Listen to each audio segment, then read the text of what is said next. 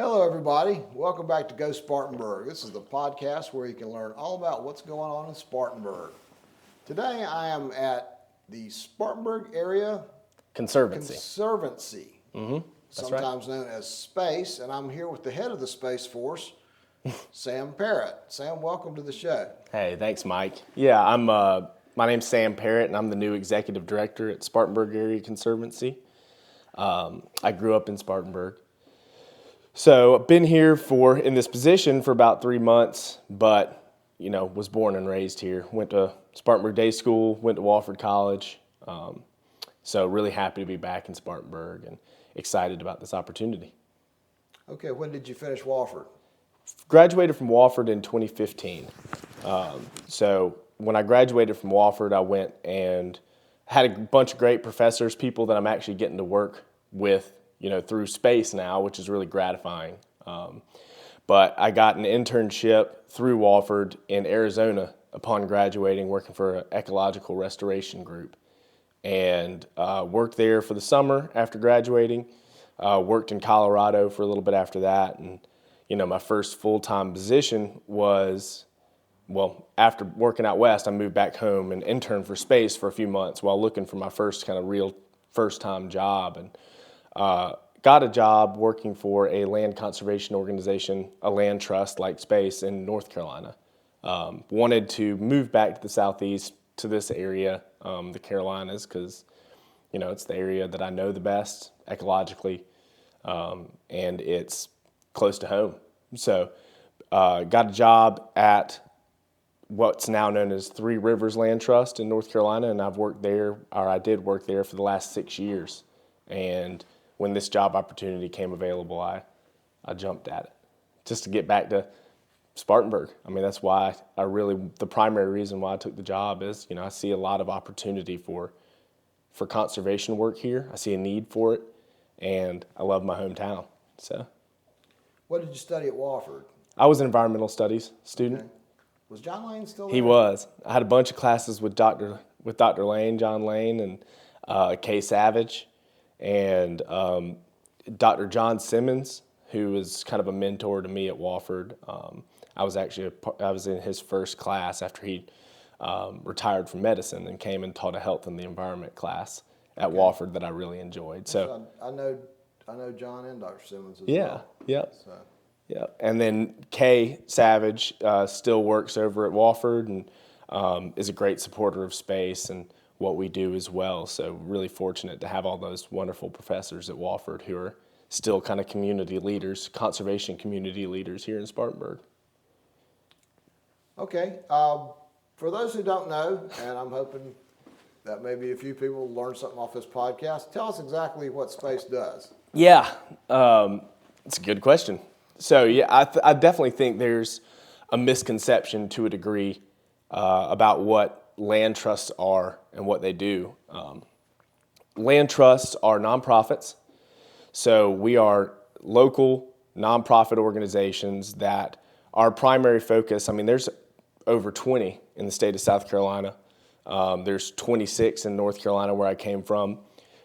Generally how it works is you have a territory that you serve through your land conservation organization, and you're laser focused on conservation in that area, in that footprint. So Spartanburg Area Conservancy has Spartanburg County and kind of the surrounding local area as our footprint, where we're focused primarily on doing conservation work within this local regional area and are kind of the boots on the ground.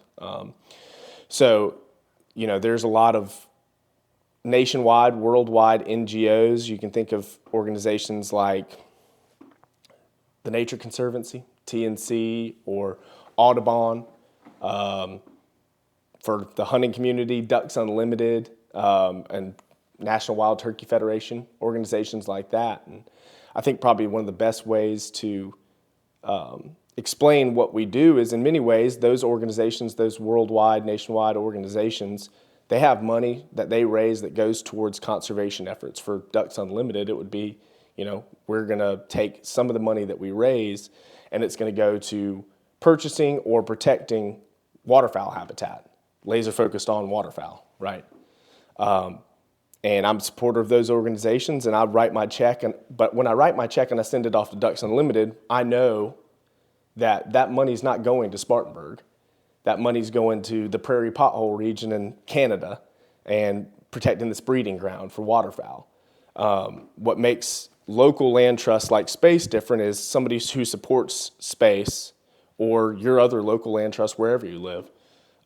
That money that you send into that organization to keep the lights on, and whether it's for projects, the donation you send in is specifically for a project or really operational dollars, the work that they're doing is in your community. It's local.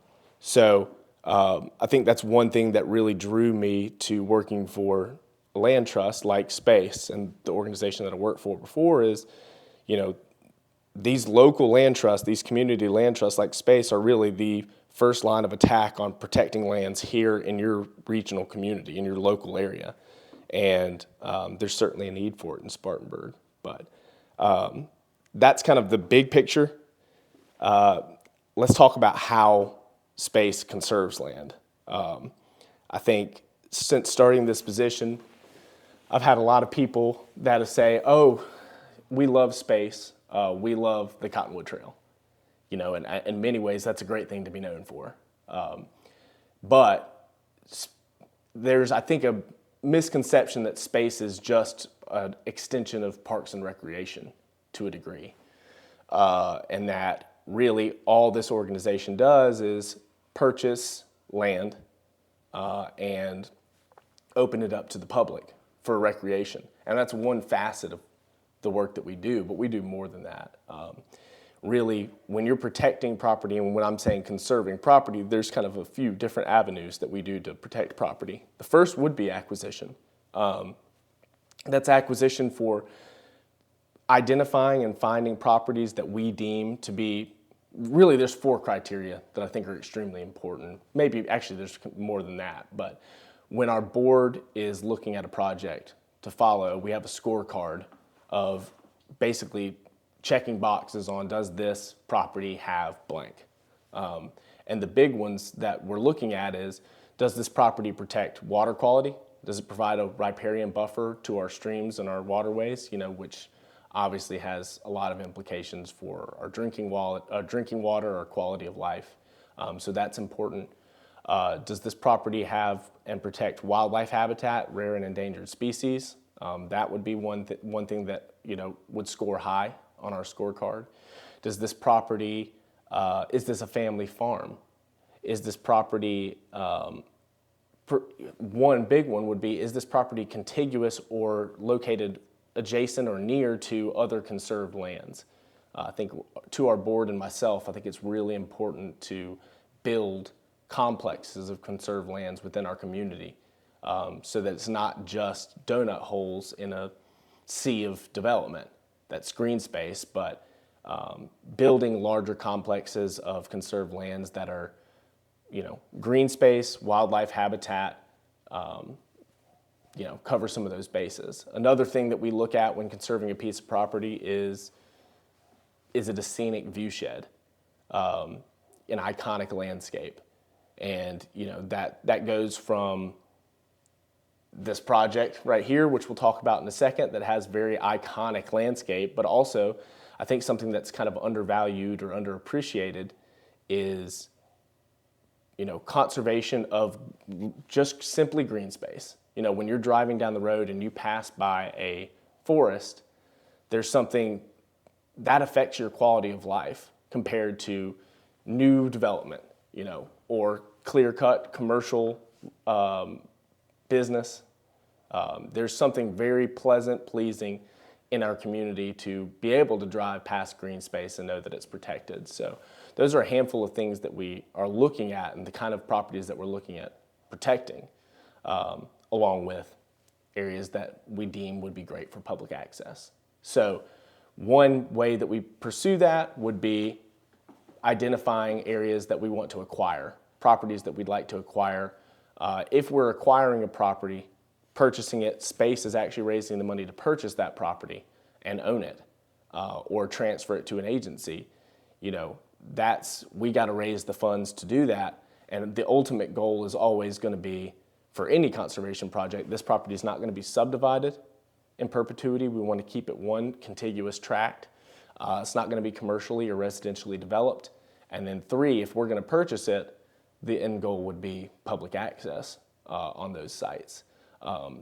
When you get into the gray area that I don't think many people know, what we do or how it works, the other side of that is private lands conservation, which I think is extremely important. And private lands conservation is working with willing landowners who, what we want this organization to become, and why I really appreciate you coming and talking to me is, I don't think people realize the options that are available for landowners.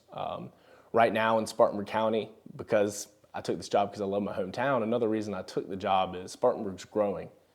Spartanburg's growing extremely fast, as a matter of fact. And I think anybody, really everybody that I've talked to, but anybody listening to this right now probably has the same story, which is my drive to work or my drive into town used to look a lot different. But now I'm passing by new development, and I'm a little bit concerned about the rapid growth that isn't balanced. There isn't a balance of, growth of our city and the economic benefits of growing, but also having a balance where we're protecting some of our natural areas as well that keep that small town, green space feel, so that we're not a suburb all the way across. Yeah, it seems like you can't drive down the road without passing a place where some developers come in and just leveled, I don't know how many acres, 20, 30 acres, and or more, cut down all the trees and, just, I know people got to have a place to live, but that's kind of depressing to see something like that. I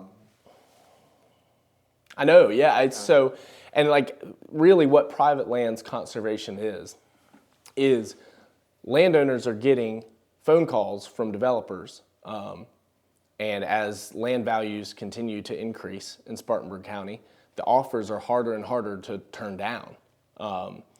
Running a family farm is tough. Owning a piece of property, especially when taxes are going up, is expensive. And I don't think landowners necessarily know the options that are available to them.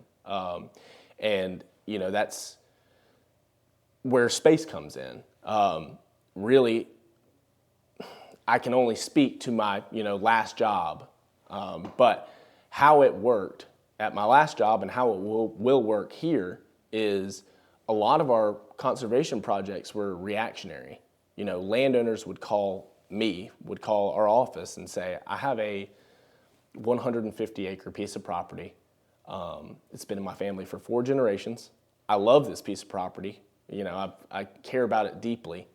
I've been getting a lot of phone calls from developers, and this particular area that I live in is just so pristine. So it's a place of, rest for me, and it's quiet.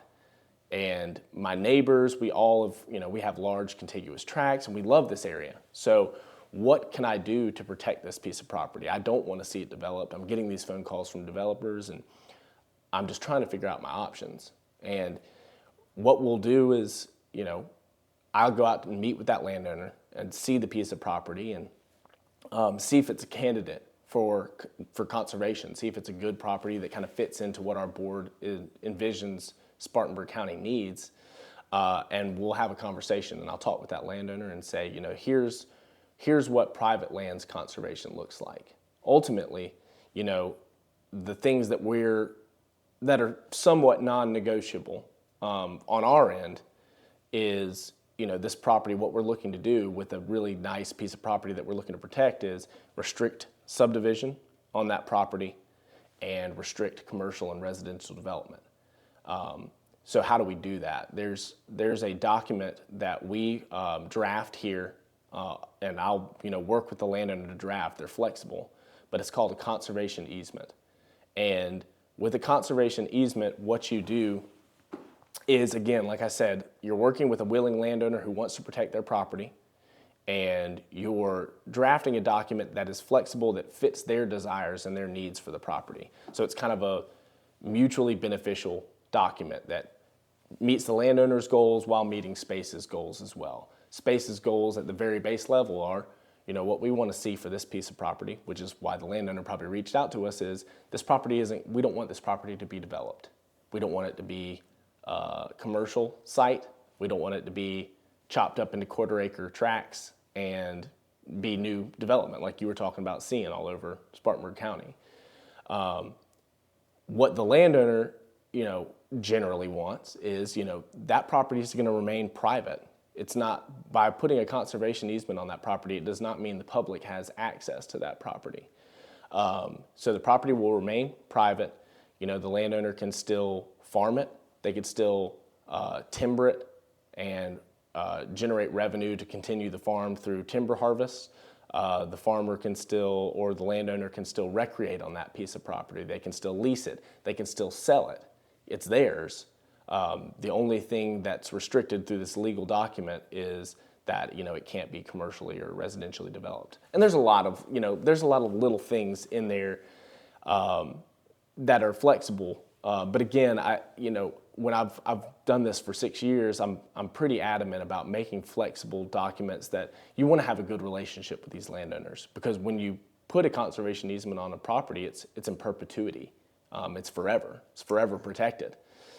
So, ultimately what I'm looking to do is meet their needs and meet ours, and that generally stems from just experience and knowing how to write these documents so that, we're going to have inside the boundary of your farm a 1 acre or whatever the landowner desires homestead area where the easement language doesn't apply. You can renovate your home. You can build a new home, destroy that home, build a new home, build a garage. The language doesn't apply in that area, so you can always have your homestead site that you can work on and build, add to, and just putting in those commonsensical things that make working with space and protecting your farm a joy and not a headache. What's up? Okay. So, how does that work when it comes to wills, and if the landowner passes away, property goes to their children or heirs? Yeah, so it's a great question. So the easement or whatever is enforced forever? It is, yeah, and that's a great question. I've had it both ways. I've had it where a landowner has come to me and said, I want to protect a piece of property, and I'm going to bring my children into our meeting. This is a joint decision. We're all going to come together. This is what we want as a family. I've also had landowners come to me and say, I'm concerned because the next generation, they all live elsewhere. And this farm's been in my family for 4 generations, and I'm nervous that nobody be living here.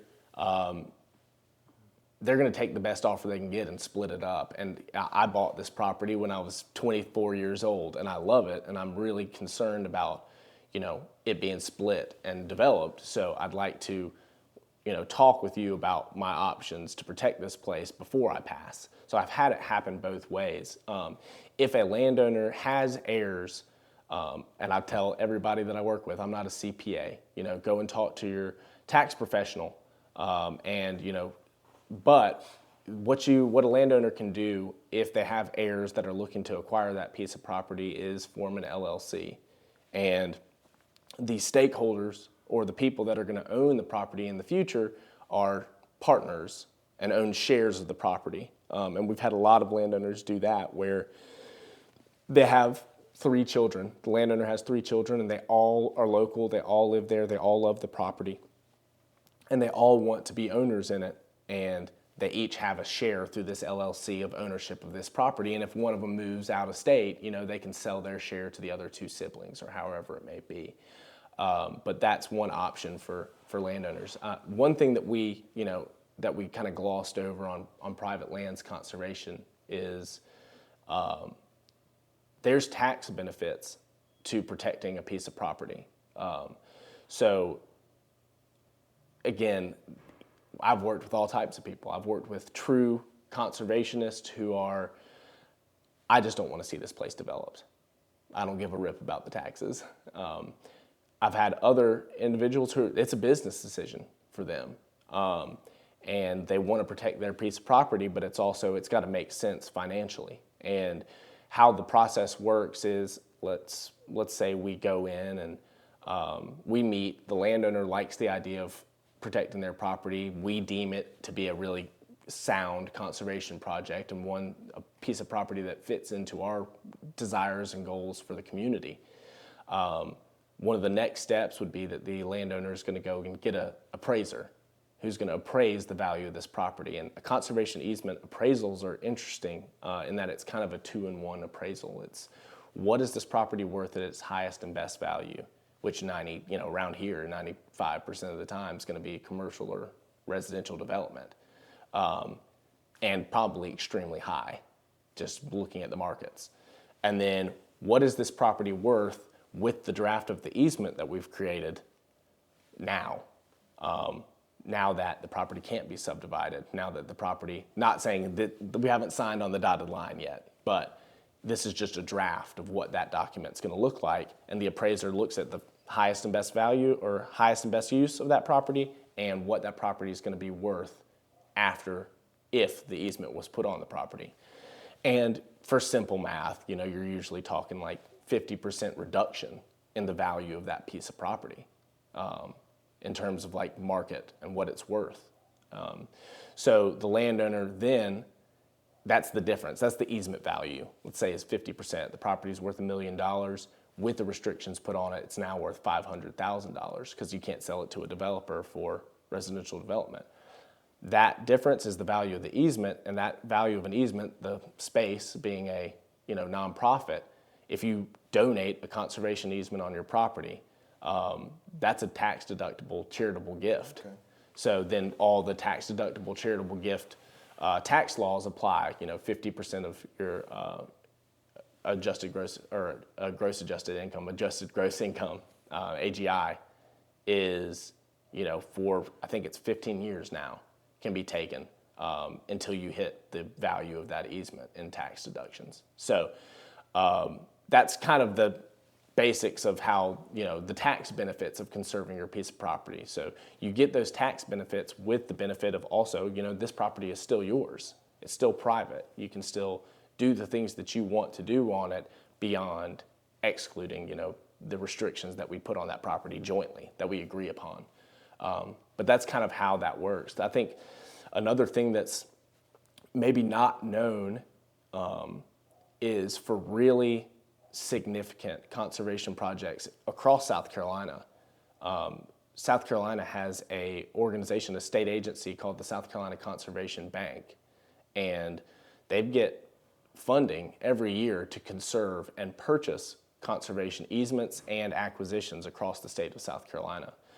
Yeah, go ahead. Okay, so if somebody has a piece of property they're getting ready to sell to a developer, are there occasions where you would go in and buy it instead of the developer buying it? Sometimes, yeah, sometimes. I mean, ultimately for us to buy a property, and the path that I want to take forward, really what I'm looking at is space has the capacity to own and manage. If I'm going to own a piece of property, if this organization is going to own a piece of property, I want to know that we have the capacity to take really good care of it and manage it well. So, we own a handful of properties across Spartanburg that are that I don't think people realize the capacity at which space is a player in those properties. One of those being the Cottonwood Trail. That's owned by space. That's not owned by the city. It's not owned by the county. If there's a missing board in the boardwalk or one of the bridges needs fixing, Lynn Rhodes, my coworker here, is the one who goes out there and fixes that. If there's a dangerous tree, we're on the hook to take that tree down, dead tree. If there's, you can think about all the things that are difficult for a landowner to manage on a piece of property. It's expensive. Owning land's expensive. One time I was walking at Cottonwood, and I crossed the bridge, crossed Austin Fork, walked around the other side, and when I came back, one of the huge trees right at the end of that bridge had fallen in the time, in the 30 minutes I was on the other side of the bridge. Yeah. That was just kind of scary. I'm glad I wasn't standing there. Yeah, I know, and it's again, it's owning property is It's a lot of work. It's extremely expensive, and Space is doing it because we're a nonprofit and we see that property is the heartbeat of our community, and really loved green space. But in many ways, I think we get a lot of support for this organization through owning properties like the Cottonwood Trail and allowing access to that property and managing that property.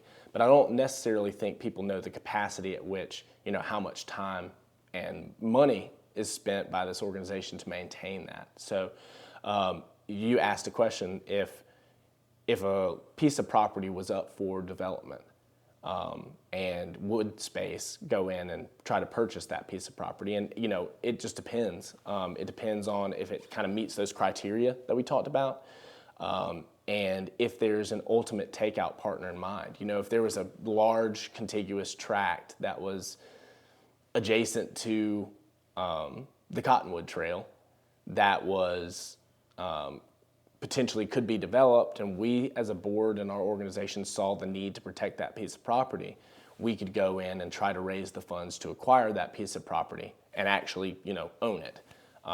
In another circumstance, if there was a piece of property that could be up for development that was adjacent to a state park or a WMA, whatever it may be, and we saw as a board the need to, that would be a really good candidate for conservation. We could reach out to those agencies and say, do you have a desire to be the ultimate owner of this tract? And that would enable us, if they said, we want it, this is a great addition to our complex here. As a nonprofit, as a private organization, we could try to raise those funds quickly and move fast to make that acquisition and acquire it and hold it until we could ultimately transfer it to that final partner. But again, we just want to make sure that that partnership, if we're going into acquisition, if we're going to acquire a piece of property, again, those end goals still matter, which would be upon transfer, we're going to put a conservation easement on it that says it's never going to be subdivided or developed, and that the agency that we're transferring to, their end goal is that it's going to be publicly accessible.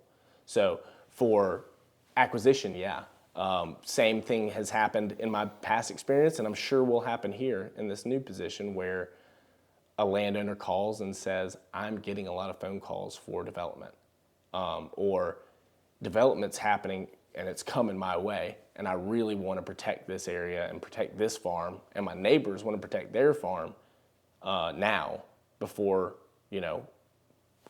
everything around us gets gobbled up, essentially. So in that case, that's generally in many ways a driving factor for private lands conservation, as well as people seeing that development pressure and loving their property and wanting to protect it. So yes. Let's talk a little bit about the various properties you guys own or manage now. I know Cottonwood is probably the most well-known of those areas. How long has Cottonwood been owned by Space? It goes back a long way. It goes a really long ways. Exactly? Space is one of the oldest organizations. It's the second oldest land trust in South Carolina, and founded in 1989. And I think really it was founded because of the Cottonwood Trail. That was really the beginnings of this organization, and it's been built upon since then. But the initial foundation of this organization stemmed around, there's this piece of property here that we want to protect, and let's go ahead and do that and form a land conservation organization that can facilitate this. So the Cottonwood Trail is really the beginning of this organization. Other properties that we own, it's a good question because we've got some exciting news. So we own a piece of property, have owned for a while, approximately 13 and a half acres in Glendale, the Glendale Shoals Preserve. And you probably can't see it on this map, but this side, the southern side and actually it kind of goes over Lawson's Fork and kind of follows along the buffer, riparian buffer of the stream, but that's below the Glendale Bridge there. The property in green, that 13 and a half acres, has been owned by Space. And on Wednesday of last week, so this month, October 2022, we purchased 16 and a half acres, which is the old Glendale mill site. So that property right there is recently acquired by Space, and the reason that, again, it checks a lot of the boxes on why we went and pursued acquisition. One, it's contiguous to a conserved piece of property that's already owned by Space, which is our Glendale Shoals Preserve right here. Next, it protects and buffers the Lawson's Fork Creek. 3, it's going to be publicly accessible, just like our Glendale Shoals Preserve, and the public loves that site. It's adjacent to a lot of neighbors like Wofford College's their Goodall Center, their environmental campus is right there adjacent to it, as well as Tiger River Foundation owns 99 acres on the other side of the bridge. So it's kind of building on a complex of conserved lands as well. And then we talked a little bit about scenic view sheds. I don't know of a much more scenic view shed and scenic iconic landscape than the spires and towers of that old mill right there on that property. It's protecting that historic site and this just iconic landscape that people in Spartanburg, it's one of the prettiest places in Spartanburg. Yeah, that's one of my favorite places to go walk my dog. Yeah. They love going out there. I'm trying to remember, when did that mill burn down? 2004. 2004. And when did you guys acquire that land, the initial part of the land? Golly, 3 months. 3 months in, man. I wish I could pull the binder if you want me to. But, ultimately, when I say Space purchased that piece of property, I've seen drawings of potential development on that site. It was privately owned. So, that piece of property very well could have become a apartment complex, could have become condos, and our board, a lot of this legwork was done prior to me arriving, but our board saw the value in that remaining.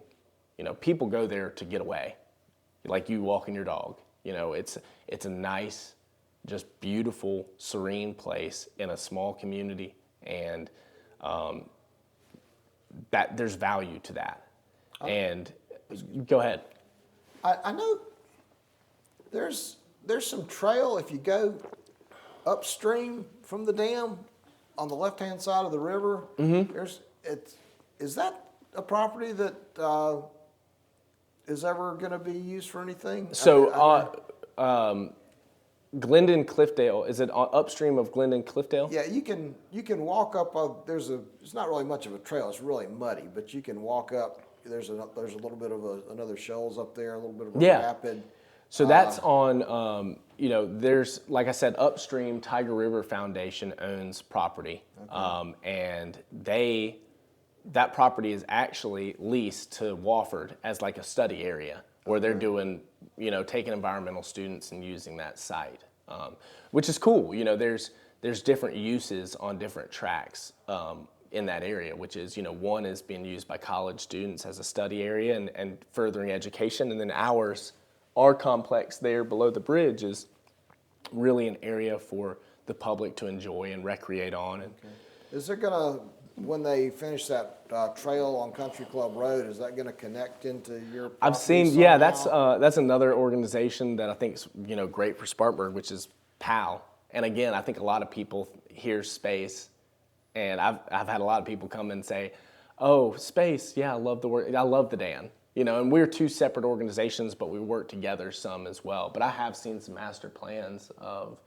potential trail sites, and that's definitely a site where I believe the dam was, an option to run through that area, which is wonderful. Yeah.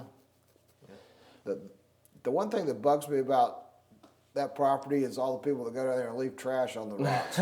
Yeah, I think that's one thing that Space does that takes a lot of time. But again, it's really important is that we take care of these places. And please, if you go out and use our properties, take care of them. I try to pick up some trash when I'm out there sometimes. Yeah.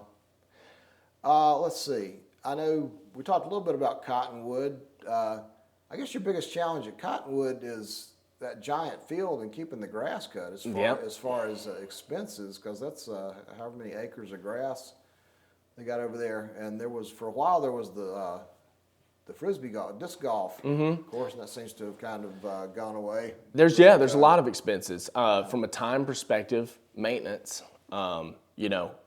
It's not only your big grass area, and I know that Lynn has been working with one of our board members to have a wildflower planting there. That I think is a big attraction for people, and people love seeing it. But we also, the shoulders of those trails, the grass doesn't just grow shorter there naturally. Lynn's got to go, especially in the summer months. You've got to go and take a pass and mow over that. The expenses. There's a lot of expenses that I don't think people realize on owning property. Yeah, and also when that creek floods, I know that there's been many times just part of that riverbank has just gotten washed away, and there's other places where the river comes up over, and you guys have done a nice job putting in some culverts and ways to try to keep that from damaging the trail as much. Yeah, I mean, there's invasive species, keeping your privets, your kudzus, those common invasive species down and letting your natural and native plants thrive on the landscape is important. If you don't stay on top of that, your invasives can really take over a piece of property. So that would be your privets, your Iliagnus. There's a lot of introduced species that'll really take over the landscape and outcompete your native plants. And so, that's a lot of work. And yeah, again, that's important because, native wildlife are reliant on native plants. And really, this is, this property, so you're trying to find the balance between, yes, this is a public recreation area, but this is also a green space wildlife habitat, and we want to manage it well, not only for people to enjoy, but people enjoy being able to go out to a site that's used by wildlife as well, and so that's an expense. Again, the trees, I can't emphasize the trees enough. You can get, in many ways, by being a landowner, you can get kind of nickel and dime to death on, a dangerous tree that's leaning over a property line or something that's a hazard to hikers on the trail. And if it's a tree that I can't take down, or really big, then several $1,000s. Yeah, I mean, you can spend a lot of money really quick. So again, owning a property and opening it up to the public is certainly not a free enterprise. And if that's your connection to space, that's wonderful. If that's why you love space and love having us around, we appreciate that. But just know that every donation that you send in is much appreciated, because that helps us continue to maintain that piece of property. And I'm very fortunate to have Lynn Rhodes, who's our lands manager, who's been at space since the very inception, and he's taken care of that place for a long time. So if you happen to see Lynn on the property, tell him thank you. And there are others on your website. There's several other properties that are listed that I either haven't visited or I'm just not familiar with. Yeah. Maybe spend a few minutes telling us about these lesser known areas. Yeah, there's a piece of property that we recently acquired that adds to a complex called the Upper Chinkapin Greenway. If you were going down 585, again, I'm talking strictly about land that's owned by space right now. And we just recently acquired another 20-acre tract, a little over 20 acres, called the Graham property, that was privately owned by a family. It was kind of a donut hole in the middle of this greenway, actually right on the southern end, contiguous to land that was conserved. And again, there's a handful of reasons we were keen on protecting that piece of property. I've been reading through documents from 2005 from this organization saying this is an area that we want to protect for these reasons. One, this piece of property is on Graham Road, which is the frontage road adjacent to 585 right across from Milliken's campus. So if you're coming off of Business 85 and you hop on to Pine Street, this is the property that you pass. It's that really pretty entryway into our community. Green space on both sides. I feel like it's the front door into our community, and I think it sends a message to people that this is a community that's serious about protecting green space. And so that was one reason. Again, that's a scenic view shed. it's hard to calculate the value of, even if you're not going out there and putting foot on the property. Again, this kind of goes to private lands conservation. Even though this site is publicly accessible, there is an intrinsic value to driving down the road, entering into our community, and having this green space buffer as you enter in that makes you feel good. And so we protected that property for that reason. Additionally, it is really cool. If you've never been on that piece of property, there's a trailhead there. It's 107 acres, 107.5 acres. Honestly, from a ecological standpoint, it's probably got more ecological value and more unique and rare plants and kind of really cool natural community, more so than the Cottonwood Trail does.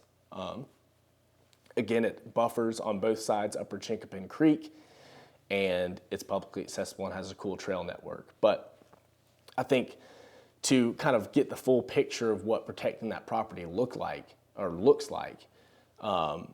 it began with Spartanburg Regional. Spartanburg Regional purchased a about 20 acre piece of property, I think it's exactly 20 acres, where they decided to put their hospice home. They reached out, they chose that piece of property, which is a part of that complex, because they wanted people that were going to be staying in this hospice home to have a quiet, respite, peaceful place to be. So they reached out to Space and worked with Space to purchase the property, put a conservation easement on it that allowed for them to build their hospice house, but protect the rest of the property and allow for public access. So that was piece one.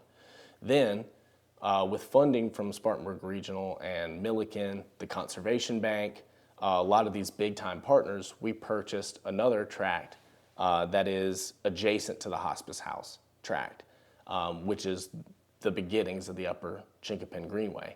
So it connected that 20-acre tract. Again, I think to our board, it's really important to build upon conservation projects. This is all in 2005. Purchased that tract. Just recently, we acquired the Graham tract, and then Milliken owned 2 parcels that were adjacent to Graham Road, that were adjacent to the Greenway. And Milliken, this is last year, agreed, and we actually closed this year, to put a conservation easement on their 2 parcels that were adjacent. So this is 3 different landowners, Milliken, Spartanburg Regional, and Space, that have all put, through Space, these landowners and these corporations chose to put a conservation easement on their property to protect it with the intent of having public recreation and having a publicly recreational area for the community to use. So it's all of this additionally was funded by the Conservation Bank, which we talked about earlier.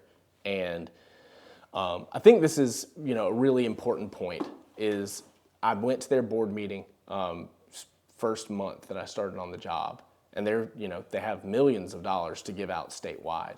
And their chairman, first thing he said was, I think it's extremely important for y'all to hear this from me. When we're funding a project, just as much as when we're scoring the ecological value of this project, the natural value of this, we are also scoring the community's buy-in. We want to fund projects where the community, businesses, private individuals, legislators locally are aware of this and are putting some skin in the game, whether that's funding and dollars or support towards conservation, towards conserving this property, because that shows that conservation's on the forefront of this community. And they really emphasize that heavily. And I think Spartanburg is prime for that.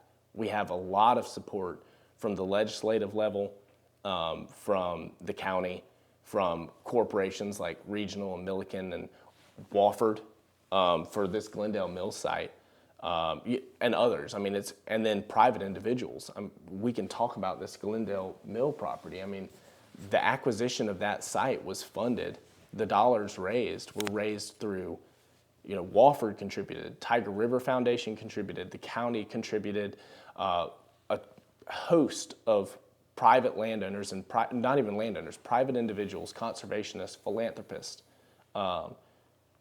were approached by this organization, by our board and staff, and said, we're looking to protect this piece of property. We have to raise X amount. can you contribute to this? And they said yes. So it really is a community buy-in around that project to, purchase it. So go ahead. Who owned that property? Was it still the mill company? No, it was a private landowner. Yep. So I guess I was probably like a lot of people. I thought you guys owned that, a long time ago until I went down there one day and saw a big for sale sign. Yep. That's how I've been a part of that before too, where I think a lot of times people will see a piece of property like that and they think it's protected. And the reality is, I've seen drawings where there was plans to put apartments on that. That would have been a real shame. Yeah, and that's ultimately it is, working with landowners and protecting properties like that before they're developed to make sure that, it's protected and open for the public for recreation and protecting wildlife habitat and green space. Space has, beyond, these iconic public access areas, across the county and beyond, outside of the boundary of the county, Space has worked with private landowners to put conservation easements on their pieces of property as well. So, again, these are privately owned pieces of property, so I'm not gonna go and say, hey, go check out this person's private property.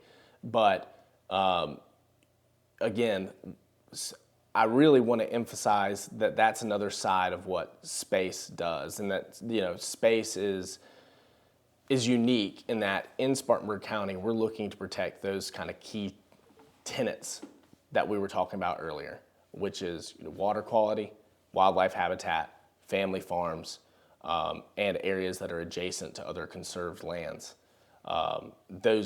And we're looking to work with private landowners to protect those kinds of areas so that, again, the intrinsic value, for a landowner, the intrinsic value is obviously there. They're protecting a place that they love that is the host to native species and wildlife that we, love to have on the landscape. From a regular citizen standpoint, it may be hard to see the value in having protected lands that you can't access.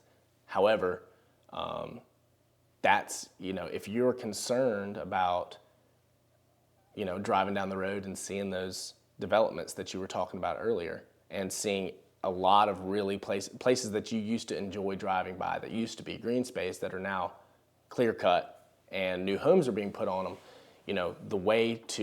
one way to combat that and responsibly grow is for an organization like Space to be out there conserving tracts like that and working with landowners to protect them so that, in forever, you're going to drive by that and you're going to be passing by a farm. You're going to be passing by green space instead of, new development all the way through. So there's a significant intrinsic value to any citizens of Spartanburg's quality of life to having privately conserved lands on the landscape because you're going to drive by it every day, So that's the goal of Space. There's so much that we do, but protecting lands, and then if we're going to own it and manage it really well, and take care of these resources that we've conserved and these properties that we've conserved, so that they're going to be forever really well taken care of and enjoyed by the public. Before we close, let's talk just a little bit administratively about your organization. You said that it's just you and one other person is a full-time? Right now, I was hired. I have Lynn Rhodes, who's our land manager right now. So right now we're a staff of 2. Okay. And it's a lot of work. I'm sure it is. Yeah. So I'm actually in the process of looking for a staff member, and I've had a couple of good interviews, and again, with a land trust, like any other business, there's, I look at it as really 2 organizations in one. The stuff that we've talked about today is your conservation side, the conservation side of the organization and doing projects that are fulfilling our mission. On the other side of the organization is your membership and outreach, your fundraising. Yeah, I know you guys just had a big event the other day. Why don't you tell everybody about that? Yeah, we had our Shuckin' Good Time event, which is the 6th annual Shuckin' Good Time Oyster Roast. Yeah. Let's give it a second. Ambulance. Siren. I've gotten pretty good at editing. Yeah, so we had a event on Thursday of last week, October 27th, and that was our 6th annual Shuckin' Good Time Oyster Roast. We're very fortunate to have William Cribb as one of our board members, and he came out and cooked oysters and low country boil for everybody, and it's very gratifying. I had to shut ticket sales off. We had over 300 tickets sold. And again, that goes to your membership and outreach side of the organization. There's really, when you're talking about the fundraising side, the member retention side of your organization, there's 3 things that you need to do to succeed as a land trust on that side of the organization. And that's 1, raising dollars, raising more money, raising more members or supporters of this organization, who, increasing the amount of people that support you. And then 3. I didn't know you can actually join. I didn't realize that. Yeah, just donate. By just donating, donate. yeah, and that comes with, publications that we'll be sending out, and newsletters and things like that. Please, sign up for our email list. And that's the other side, is name recognition. Again, and brand recognition. And why I appreciate you coming today is people knowing what you do and what this organization provides for the community. And that's kind of the staff member that I'll be hiring, is somebody that's going to be helping me out while I do the conservation work. And again, working for a small organization, everybody wears lots of hats. But hosting these events, again, that's a lot of work. But it's necessary, it's important to build community. That's why we're a 1-county organization. Do you guys get grant money from various sources? Yeah, grant money for projects for sure. Again, this acquisition here at the Glendale Mill site, that property was funded heavily by the South Carolina Conservation Bank, as was Graham. So in terms of finding a piece of property and applying for funding from the state of South Carolina to protect that piece of property, the Conservation Bank certainly funds projects.